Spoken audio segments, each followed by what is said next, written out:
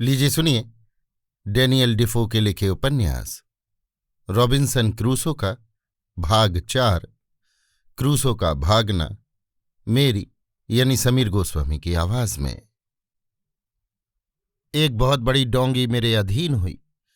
उसे छोटा मोटा जहाज ही कहना चाहिए। मेरे लिए ये कुछ सामान्य सुयोग न था।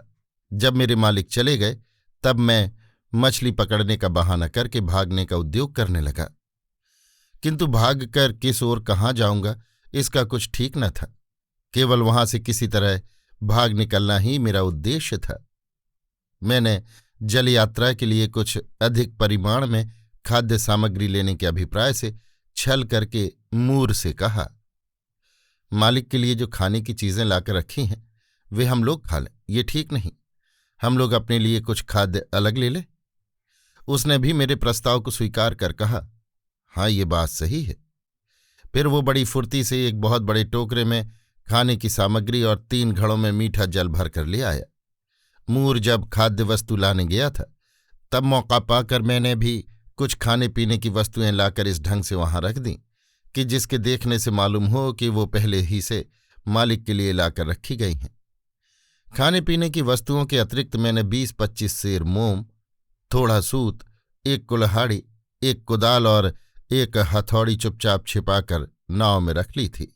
इन सब सामग्रियों से मेरा यथेष्ट उपकार हुआ था। विशेष करके मोमबत्ती बनाने से मुझे बड़ी सहायता मिली थी। मैंने मूर को एक बार और ठगा। उससे कहा, मालिक की बंदूक तो नाव में है ही, कुछ गोली बारूद पास रहती तो हम लोग चिड़ियों का भी शिकार कर सकते। ये सुनकर मूर ने उसी समय कुछ छर्रे, बारूद और गोली आदि लाकर मेरे हवाले किया।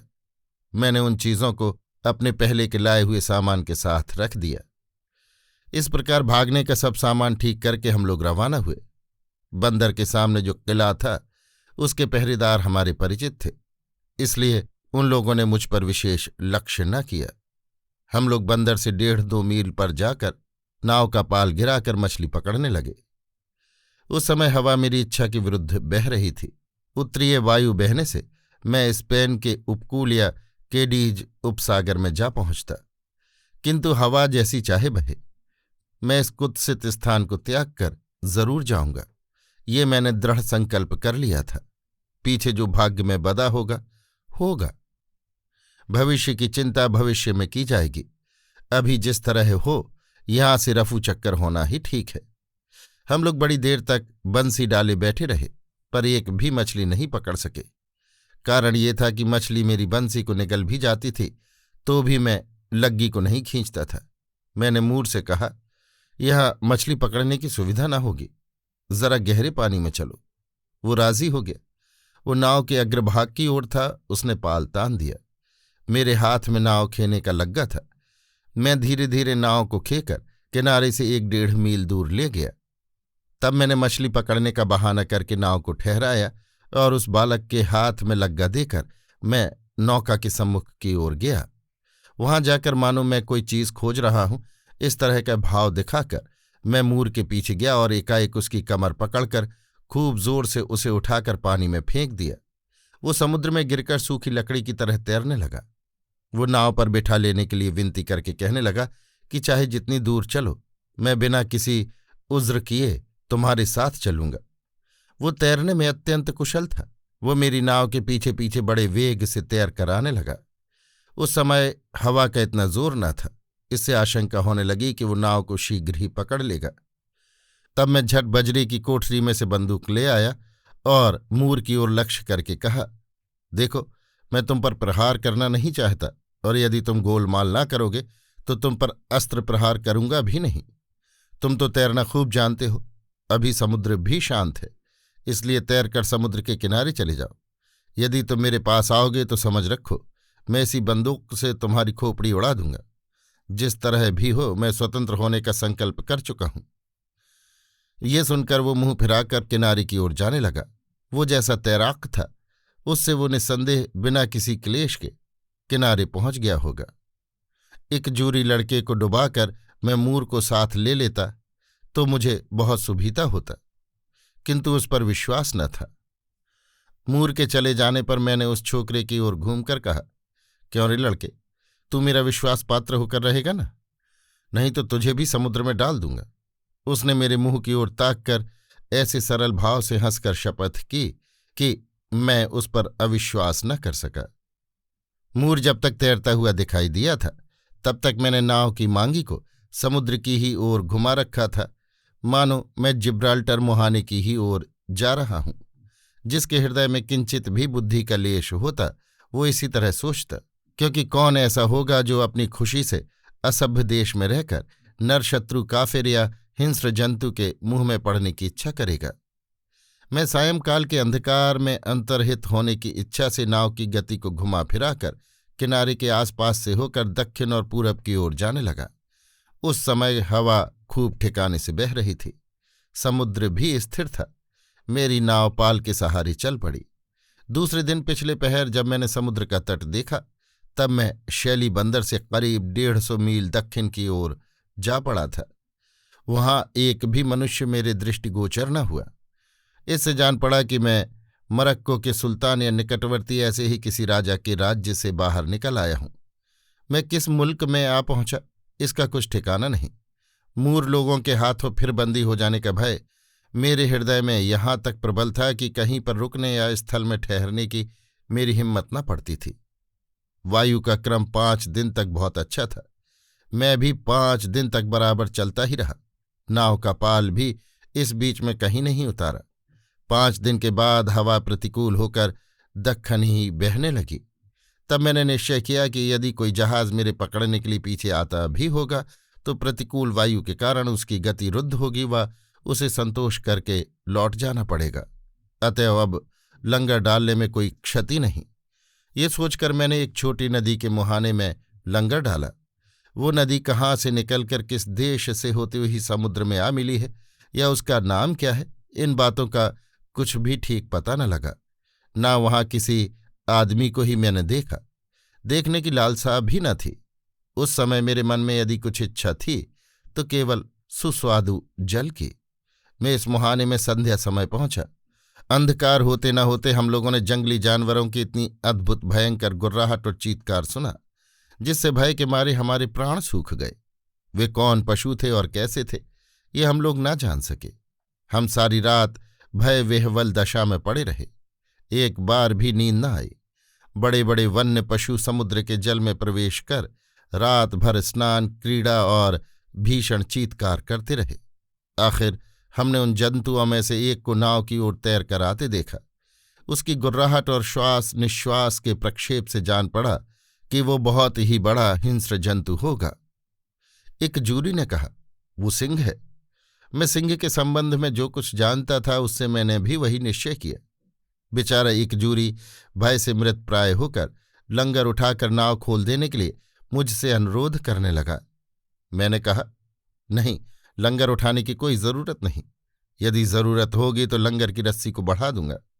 इससे नाव इतनी दूर चली जाएगी कि फिर कोई जानवर पास न जा सकेगा। इतने में देखा कि वो पशु नाव से करीब 2 लग्गी के फासले पर आ गया। मैंने अचंभे में आकर झट कमरे के भीतर बंदूक को लाकर उस पर गोली चला दी। बंदूक की आवाज सुनते ही वो तुरंत तैरता हुआ किनारे की ओर लौट चला। बंदूक की आवाज होते ही समुद्र के तट पर और ऊपर स्थल भाग में ऐसा भयानक चीत्कार, हुंकार और कोलाहल होने लगा जिससे स्पष्ट मालूम हुआ कि उन जंतुओं ने कभी बंदूक की आवाज न सुनी थी। उनका भीषण नाद सुनकर मेरे मन में बड़ी चिंता हुई। अब कैसे किनारे उतरूंगा? बाघ, सिंह आदि हिंस्र पशु या तत्तुल्य असभ्य मनुष्य, इन दोनों में से जिस किसी के पंजे में पड़ेंगे फल हम लोगों के लिए एक सा ही होगा। जो हो, हम लोगों को पानी के लिए स्थल पर कहीं न कहीं उतरना ही होगा, क्योंकि हमारे पास कंठ भिगोने को भी थोड़ा सा जल न बच रहा था। एक जूरी ने कहा, यदि तुम मुझको किनारे उतार दो तो मैं पीने का पानी खोज कर ला सकता हूं। मैंने कहा, तुम क्यों जाओगे? क्या मैं जाने लायक नहीं हूं? एक जूरी ने कहा, नहीं नहीं, तुम मत जाओ। यदि कोई हिंस्र जंगली जानवर आएगा तो मुझी को खाएगा। तुम तो भागकर प्राण बचा सकोगे। उसने इस बात को ऐसे कोमल स्वर में कहा कि मैं मुग्ध हो गया। मैंने कहा, अच्छा, तो हम तुम दोनों साथ साथ चलेंगे। यदि हिंस्र जंतु हम लोगों को खाने दौड़ेगा तो उसे मार डालेंगे। निदान हम लोग जहां तक संभव था नाव को किनारे की ओर ले गए और 2 घड़े तथा बंदूक को लेकर कुछ दूर तक पानी में उतरकर सूखी जमीन पर आए। नाव छोड़कर मैं बहुत दूर तक जाने का साहस न कर सका। क्या जाने जंगली लोग यदि जलपथ से आकर हमारी नाव को जब्त कर लें। एक जोरी करीब 1 मील पर एक ढालू जगह देखकर उसी ओर गया। थोड़ी ही देर बाद देखा वो दौड़ा हुआ आ रहा है। मैंने समझा शायद किसी दुष्ट नरघाती मनुष्य ने उसका पीछा किया है या किसी हिंस्र को देखकर वो डर से भागा आ रहा है। मैं उसकी ओर दौड़कर गया।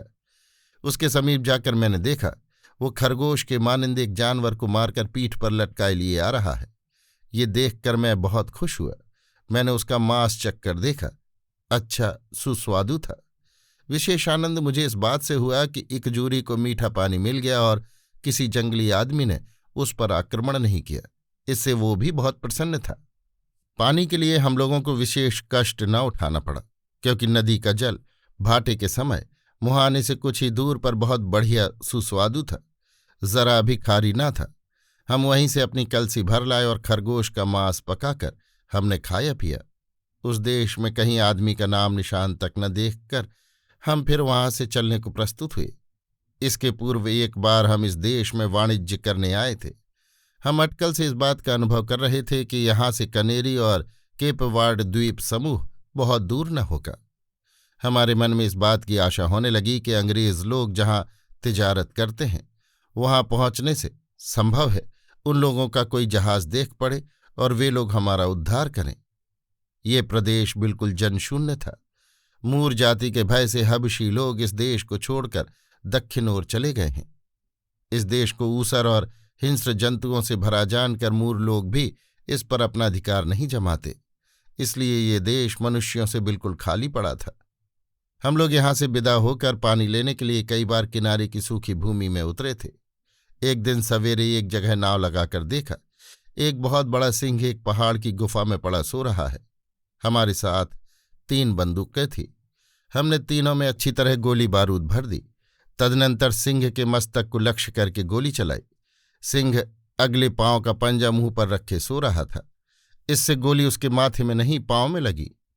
सिंह गरज कर जाग उठा और दौड़कर ज्यों ही चलना चाहा त्यों ही लड़खड़ाकर गिर पड़ा। उसके घुटने की हड्डी टूट गई थी। वो 3 पांवों के बल से फिर संभल कर उठा। भयंकर गर्जन करके उसने भागना चाहा। हमने दूसरी बंदूक उठाकर उसके सिर को लक्ष्य कर फिर गोली चलाई। गोली की चोट खाते ही वो आर्तनाद करके गिर पड़ा और छटपटाने लगा। ये देखकर मैं खुश हुआ। इकजूरी साहस करके हाथ में बंदूक को लेकर नाव से उतर गया। उसने सिंह के पास जाकर उसके माथे पर बंदूक की नली रखकर गोली दाग दी। सिंह मरकर स्थिर हो गया। ये एक भारी शिकार हाथ लगा, इसमें संदेह नहीं, किंतु ये खाद्य न था। निष्प्रयोजन 3 आवाज़ों की गोली बारूद खर्च करने से हमारा मन बहुत उदास हो गया। हम लोगों ने दिन भर परिश्रम करके सिंह का चमड़ा उतार लिया और उसे नाव की छपरी पर सूखने को फैला दिया। वो 2 दिन की धूप लगने से अच्छी तरह सूख गया। फिर हम उस पर सोने लगे। इसके अनंतर लगातार 10-12 दिन तक हम दक्षिण दिशा की ओर चले। पानी की आवश्यकता न होने पर हम किनारे की भूमि पर न उतरते थे। हम लोगों की खाद्य सामग्री समाप्त हो चली, इसलिए हम बहुत थोड़ा थोड़ा खाने लगे। हम इस ताक में थे कि गैम्बिया या सेनेगल नदी के निकट जा पहुंचेंगे तो वहां गिनी और ब्राजील प्रभृति देश का वाणिज्य व्यवसायी कोई न कोई यूरोपीय जहाज मिल ही जाएगा। यदि जहाज न मिलेगा तो हबशियों के हाथ में पड़कर मर मिटेंगे। रॉबिन्सन क्रूसो का भाग 5 क्रूसो का विपद से छुटकारा। जय नहीं तो क्षय होगा ही, ये संकल्प करके हम 10 दिन और चले। तब मनुष्यों की बस्ती का कुछ कुछ चिन्ह दिखाई देने लगा। हमने नाव पर जाते समय 2-3 जगह देखा कि काले काले नंगे लोग कछार में खड़े होकर हम लोगों की ओर देख रहे हैं। उन लोगों को देखकर हम उनके पास जाना चाहते थे, किंतु इकजूरी ने हमें रोका। तब हम नाव को किनारे किनारे ले चले। ये देखकर वे लोग भी नाव के साथ साथ दौड़ चले। हमने गौर करके देखा, उन लोगों में किसी के पास कोई हथियार न था। सिर्फ एक आदमी के हाथ में एक लंबी सी पतली लाठी थी। वे लोग लक्ष्य को स्थिर करके बहुत दूर से लाठी फेंक कर मार सकते थे। इस कारण हमने नाव को किनारे से कुछ दूर ही ठहराकर इशारे से उन लोगों से कुछ खाने की चीज मांगी। उन लोगों ने भी संकेत द्वारा हमसे नाव ठहराने को कहा और कुछ खाद्य सामग्री लाना स्वीकार किया। हमने पाल गिराकर नाव को ठहराया। उन दर्शकों में से 2 मनुष्य ऊपर दौड़कर गए और आध घंटे के भीतर कुछ सूखा मांस और अपने देश का थोड़ा सा अन्न ले आए। मालूम न था कि ये खाद्य किस तरह खाया जाता है, फिर भी उनको ग्रहण कर लेना हमारे लिए आवश्यक था। अब प्रश्न ये उपस्थित हुआ कि इन सामग्रियों को किस युक्ति से लेना ठीक होगा, क्योंकि हमें भी उन लोगों के पास जाने का साहस नहीं होता था और वे लोग भी हमें भय की दृष्टि से देख रहे थे। आखिर उन्हीं लोगों ने प्रश्न का समाधान कर दिया। वे लोग एकदम जल के स्रोत के समीप रखकर दूर जा खड़े हुए। हम लोग नाव से उतरकर खाने की वस्तुएं लेकर फिर नाव पर आ चढ़े। वे लोग किनारे पर जा खड़े हुए। हमने उन लोगों को इशारे से धन्यवाद दिया। कोरा धन्यवाद छोड़ उन लोगों को देने योग्य हमारे पास एक भी वस्तु न थी, किंतु दैवयोग से उन लोगों को शीघ्र ही परम प्रसन्न कर देने का अच्छा एक सुयोग हाथ आया। जब हम किनारे के समीप ठहरे थे तब 2 बलवान पशु परस्पर लड़ते हुए पहाड़ से उतरकर नदी की ओर आने लगे। वे खेल रहे थे या परस्पर लड़ रहे थे, ये ठीक समझ में न आया। उनको आते देखकर जितने लोग किनारे पर खड़े थे वे, विशेषकर स्त्रियां, भयभीत होकर भागने लगीं, किंतु वे दोनों पशु काफिरों की ओर ध्यान न देकर पानी में जा गिरे। कुछ देर वे पानी में उछल कूद कर तैरने लगे। आखिर उन दोनों में एक हमारी नौका के बहुत ही निकट आया। ये देख हम बंदूक में गोली भरकर तैयार हो गए और एकजूरी से ऊपर दोनों बंदूकों में गोली भरने को कहा। वो जंगली जानवर जब हमारे लक्ष्य के भीतर आया तब हमने गोली मारी। गोली ठीक उसके सिर में लगी। वो उसी घड़ी डूब गया और कुछ ही देर में फिर उतरा आया। वो मृत्यु की यंत्रणा से छटपटाता हुआ पानी में ऊबता डूबता किनारे की ओर फिर चला, किंतु कछार के ऊपर जाने के पहले ही मर गया। दूसरा पशु बंदूक की आवाज से डरकर पहाड़ की ओर जी छोड़कर भागा। बंदूक की आवाज सुनकर और आग की झलक देखकर हबसियों के आश्चर्य और भय की सीमा न रही। कितने ही लोग तो भय से मूर्छित होकर धरती पर गिर पड़े। उस जानवर के मर जाने पर हमने उन लोगों को संकेत किया कि उस जंतु को पानी से निकालकर ऊपर ले जाओ। तब वे लोग साहसपूर्वक पानी में घुसकर उसको खोजने लगे। उसे खींचकर जब वे लोग ऊपर ले आए तब हमने उसे पहचाना। वो बहुत बड़ा चीता था। उसका अंग गोली और छर्रों से छिन्न भिन्न हो गया था। हबशियों ने प्रसन्न होकर हमारी प्रशंसा के हेतु हाथ उठाए कि इन्होंने उसे कैसे मार डाला। वे लोग विस्मित होकर सोचने लगे। फिर उन्होंने हमसे उस बाघ के खाने की अनुमति चाही। हमने ऐसा संकेत किया मानो बड़ी प्रसन्नता से उसके लिए आज्ञा देते हैं। इससे वे लोग बहुत ही खुश हुए। वे झटपट उसे काटने लग गए। उन लोगों के पास यद्यपि छुरी न थी, तथापि उन लोगों ने एक काठ के बने पैने औजार से इतनी आसानी और इतनी शीघ्रता से बाघ की खाल उतार डाली कि हम लोग छुरी से भी वैसा नहीं कर सकते। उन लोगों ने हमको भी कुछ मांस देना चाहा, किंतु हमने अस्वीकार करके संकेत द्वारा सब मांस उन्हीं लोगों से ले लेने को कहा। हमने सिर्फ बाघ का चमड़ा मांगा। सो उन लोगों ने बड़ी खुशी से वो हमारे हवाले किया और अपने देश का बना बनाया कुछ खाना भी ला दिया। यद्यपि हमें ये मालूम न था कि वो खाना किस किस्म का था, तथापि ले लिया और एक मिट्टी के बर्तन को उल्टा कर दिखलाया कि हमारे पास पीने का पानी बिल्कुल नहीं है, हमें थोड़ा जल चाहिए। तब हमारे इस संकेत को समझकर उन लोगों ने किसी को पुकार कर कुछ कहा। थोड़ी देर में 2 स्त्रियां मिट्टी के बड़े बर्तन में पानी ले आईं। वे बिल्कुल नंगी थीं। पहले की तरह वे लोग उस बर्तन को नीचे रखकर हट गए। हमने एक जूरी को भेजकर अपने 3 खाली घड़ों को भरवा मंगाया। हमारे पास अन्न, फल मूल और जल इत्यादि सभी वस्तुएं खाने पीने की जुट गईं। हमने अपने हबशी मित्रों से विदाई लेकर प्रस्थान किया। 11 दिन बराबर अग्रसर होने के बाद सामने एक टापू दिखाई दिया। वो टापू जल के बीच नाक की तरह बाहर निकल आया था। उससे घूमकर बाहर निकल आने पर आगे की ओर समुद्र में और भी टापू देख पड़े। तब हमने समझा कि हम वार्ड अंतरीप और वार्ड द्वीप के मध्य में आ गए हैं। तो भी वे दोनों स्थान वहां से बहुत दूर थे। हमको किस तरफ जाना चाहिए इसका हम निर्णय न कर सकते थे। ये आशंका भी हो रही थी कि हवा तेज हो जाएगी तो 2 स्थानों में कहीं भी न पहुंच सकेंगे। इस तरह चिंता से व्याकुल होकर हम कमरे के भीतर जा बैठे। एक जूरी नाव खे रहा था। वो एकाएक जोर से चिल्ला उठा, महाशय महाशय, एक पाल वाला जहाज। उसके पुराने मालिक का कोई जहाज हम लोगों पर धावा करने आ रहा है, ये समझकर वो अत्यंत डर गया। किंतु हमको डर न लगा, क्योंकि हम जानते थे कि उन लोगों की सीमा से अब हम बाहर निकल आए हैं। हम फुर्ती से कमरे के बाहर आए और देखते ही समझ गए कि वो पोर्तुगीजों का जहाज है। हमने अनुमान किया कि वो हबशियों को लाने के लिए गिनी उपकूल में जा रहा है, किंतु कुछ ही देर में हमारा ये अनुमान गलत निकला।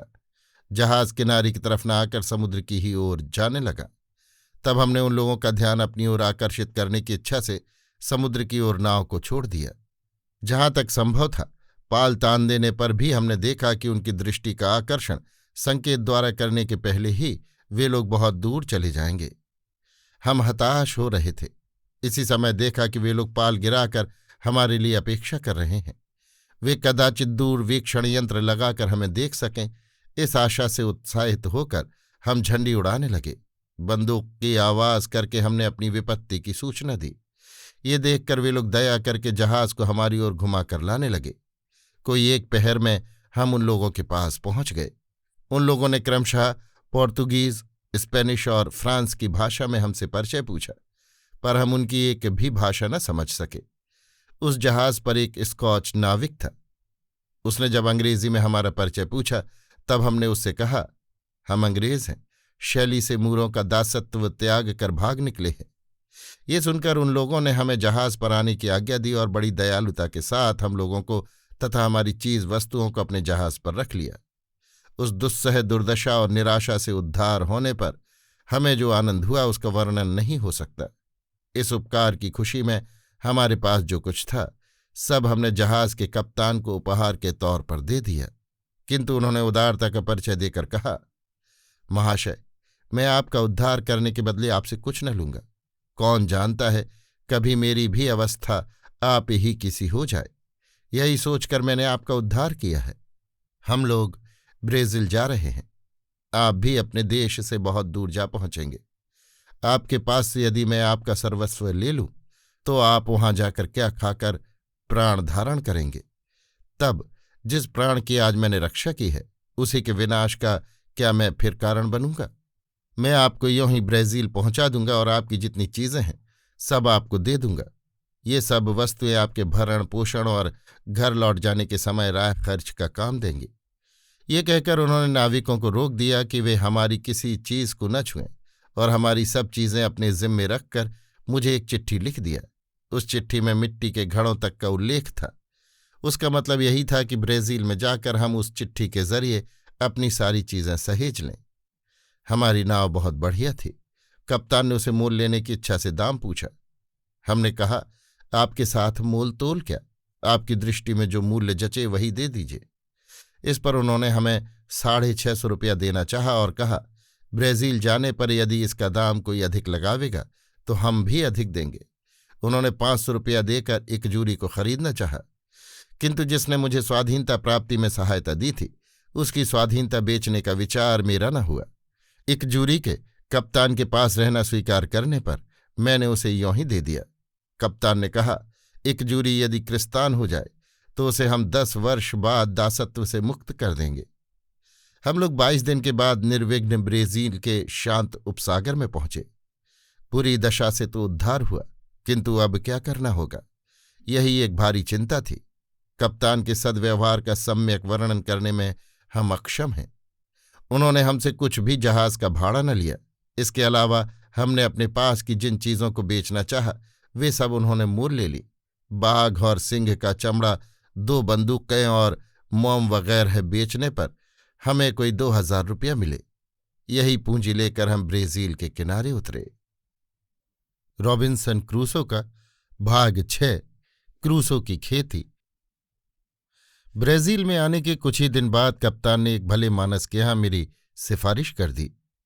उनके ऊख की खेती और चीनी का कारखाना था। कुछ दिन उनके यहाँ रहकर मैंने ऊख की खेती और चीनी बनाने की रीत सीखी। देखा किसान लोग खेती की बदौलत सहज ही और शीघ्र धनवान हो जाते हैं।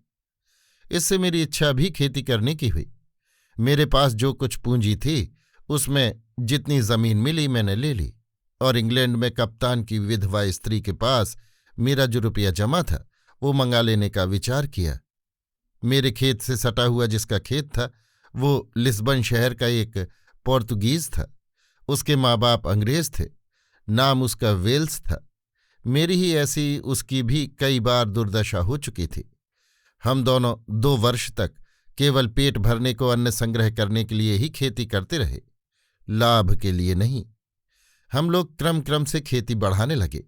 तीसरे साल हम लोगों ने तंबाकू की खेती की और उसके अग्रिम वर्ष में ऊख बोने की तैयारी करने लगे। किंतु हम दोनों को खेत आबाद करने के लिए मजदूरों की आवश्यकता होने लगी। तब मैंने समझा कि एकजूरी को छोड़ देना अच्छा नहीं हुआ, किंतु बीती हुई बात के लिए सोच करने से फल ही क्या। मैंने जब कभी अपनी भूल समझी तब बहुत विलंब से। दूसरी बात ये कि तब भूल संशोधन करने का कोई उपाय भी न रहता था। मेरे पिता ने जिस पेशे का अवलंबन करके घर पर रहने की बात कही थी, अब वही पेशा करने को मैं बाध्य हुआ। उस समय मैंने पिताजी का आश्रय और सदुपदेश त्याग दिया था। इस काम को यदि तभी स्वीकार कर लेता तो अपने देश से 5000 मील पर अपरिचित और असभ्य लोगों के बीच अकेले रहकर इस प्रकार निशंक भाव से मुसीबतों का सामना न करना पड़ता। यहां मेरा कोई संगी साथी न था, मानो मैं किसी स्वजन शून्य देश में निर्वासित हुआ था। इस अवस्था में रहना मुझे विशेष कष्टकर जचता था। जो हो, इस प्रकार अकेले रहने का अभ्यास हो जाने के पीछे इससे मुझे बहुत लाभ हुआ। मैं इंग्लैंड से अपना संचित रुपया मंगाने की बात सोच रहा था। मेरे उद्धारकर्ता कप्तान साहब ने उसे ला देना स्वीकार कर लिया। मैंने उनकी मार्फत अपने पुराने मित्र की स्त्री को अपनी अवस्था के सविस्तार समाचार सहित एक पत्र लिख भेजा। लिस्बन जाकर कप्तान ने एक व्यापारी अंग्रेज के मार्फत मेरी चिट्ठी इंग्लैंड भेज दी। उस समय चिट्ठी बांटने के लिए हर एक देश में डाक का बंदोबस्त न था। मेरी मित्र भार्या ने चिट्ठी पाकर रुपया तो भेज ही दिया, इसके सिवा उसने अपनी ओर से मेरे उद्धारकारी कप्तान को एक सुंदर उपहार भी भेज दिया। कप्तान मेरे रुपए से मेरी खेतीबाड़ी के उपयुक्त अनेक वस्तु यथा हल, फाल, कुदाल, खुरपी इत्यादि खरीदकर अपने साथ लेते आए। मैंने ये चीजें लाने के लिए उनसे न कहा था, वे अपनी दूरदर्शनी बुद्धि की प्रेरणा से ही लाए थे। उन चीजों से भविष्य में मेरा यथेष्ट उपकार और सुविधाएं हुई थीं। अपने पास से रुपया देकर 6 वर्ष के करार पर वे मेरे लिए एक नौकर मोल लेकर साथ लाए थे। इन अनेक अनुग्रहों के बदले उनसे ये कहकर कि ये मेरे खेत की तंबाकू है, मैंने कुछ तंबाकू ले लेने के लिए उन्हें राजी किया। उस समय मेरी दशा बहुत उत्तम हो चली थी और खेती का कारोबार भी बढ़ गया था। मैंने कप्तान के दिए नौकर के अलावा 2 नौकर और खरीदे, एक हबशी और एक फिरंगी। ब्राजील में मेरे 4 वर्ष गुजर गए। खेती में मुझे खासा लाभ हुआ। यदि मैं कुछ दिन और संतोषपूर्वक खेती का व्यवसाय करता रहता तो मेरे पिता ने मेरे लिए जैसा कुछ गृहस्थी का सुख सोच रखा था वैसा ही सुख पाकर मैं एक संपन्न गृहस्थ हो जाता। किंतु चुपचाप बैठकर घर का सुस्वादु अन्न खाना मेरी तकदीर में लिखा ही न था। मेरे सुख के पीछे पीछे सनीचर लगा फिरता था। मैंने आप ही अपना सर्वनाश करने को कमर बांधी थी। यहां भी उसका व्यतिक्रम न हुआ। मैंने यहाँ की सब प्रकार की भाषाएं सीखी थीं और पड़ोस के कितने ही किसानों के साथ तथा संत साल्वाडोर बंदर के व्यापारियों के साथ मेरी जान पहचान हो गई थी। मैं प्रसंगवश उन लोगों से गिनी उपकूल में हबशियों के साथ वाणिज्य व्यवहार करने के लाभ की बात कहा करता था। कांच के टुकड़े, आईना, छुरी, कैंची, खिलौना, माला आदि सामान्य वस्तुओं के बदले वहां स्वर्ण रेणु, अनाज, हाथी दांत आदि कीमती चीजें, यहाँ तक कि हबशी नौकर तक मिलते हैं। हबशी नौकर लाने से हम लोगों के खेती के कामों में बहुत कुछ मदद मिल सकती है, ये भी मैं उन लोगों को समझा देता था। वे लोग मेरी बातों को खूब जी लगाकर सुनते थे। एक दिन सवेरे मेरे परिचितों में से 3 व्यक्तियों ने आकर ये प्रस्ताव किया, आप 2 बार गिनी उपकूल में जा चुके हैं, अतएव नौकर लाने के लिए आप ही को जाना होगा। इसके लिए जहाज और खर्च का प्रबंध हम लोग कर देंगे। नौकर ले आने पर आपके परिश्रम के बदले हम लोग आपसे बिना कुछ लिए ही नौकर का बराबर हिस्सा आपको देंगे। ये प्रस्ताव मुझे बहुत अच्छा जान पड़ा। दूसरा कोई आदमी होता तो इस प्रस्ताव में सम्मत न होता, किंतु मैं तो चिरकाल से अपने सुख पर आप ही पानी फेर रहा था। मैं इस प्रलोभन को न रोक सका। तुरंत स्वीकृत कर कहा, यदि तुम लोग मेरे परोक्ष में मेरी खेतीबाड़ी का काम संभाले रहो और यदि मैं मर जाऊं तो मेरे कथनानुसार मेरी संपत्ति की व्यवस्था करना स्वीकार करो तो मैं जा सकता हूं। उन लोगों ने मेरी शर्त पर राजी होकर एक स्वीकार पत्र लिख दिया। मैंने भी एक वसीयतनामा लिखा। उसमें अपने उद्धारकर्ता कप्तान को ही मैंने अपना उत्तराधिकारी किया।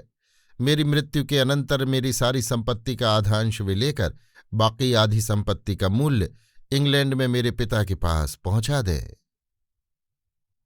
अभी आप सुन रहे थे डैनियल डिफो के लिखे उपन्यास रॉबिन्सन क्रूसो का भाग 6 क्रूसो की खेती, मेरी यानी समीर गोस्वामी की आवाज में।